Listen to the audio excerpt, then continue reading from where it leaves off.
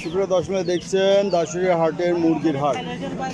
মুরগি এগুলো কি দেশি ভাই? সোনালি বরস না? এগুলো কত করে কেজি না পিস? পিস কেজি যে দাম নেয় পিসটাও কত করে পিস? 300 টাকা পিস।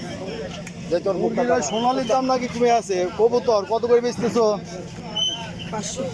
500 টাকা জোড়া। আমি 300 টাকা জোড়া বেশি ফেলা দিলাম, আর দাম বাড়ছে না। এই কবুতর বাচ্চা কত করে বিক্রি হয় ভাই? 100 থেকে 110 টাকা পিস। এই কবুতরের বাচ্চা।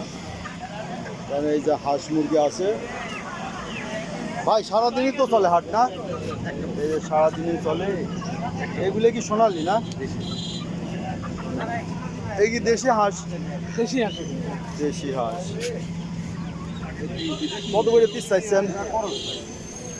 500 টাকা পিস আছে। 500 টাকা পিস। পঙ্কিরাজ ওঠে না? আজকে নাই না? পঙ্কিরাজ হইলো দেশি। মাংস লাগবে দেশির মতো, দেশির মতোই লাগবে। ব্যাপারী ভাই না? আসসালামু আলাইকুম। ওয়ালাইকুম সালাম। রেগুলার কি হাটে আসেন? রেগুলার হাটে। আচ্ছা, এই হাটটা কয়টা পর্যন্ত চলবে? হাটটা আপনার চলবে, মুরগি হাটটা চলবে 12টা পর্যন্ত। 12টা পর্যন্ত, তারপরে শেষ। তারপরে মুরগি হাটাই তো বিকালে লাগে সব কানে দেয়, এখন হাট সকালে লাগে। সকালে লাগে। আচ্ছা, দেশি কোনগুলি? দেশি যেগুলো আছে এগুলো দেশি, এগুলো দেশি, এগুলো দেশি। সবই আপনার কাছে সব দেশি? এগুলো সোনালি, আমরা দেশি মুরগি।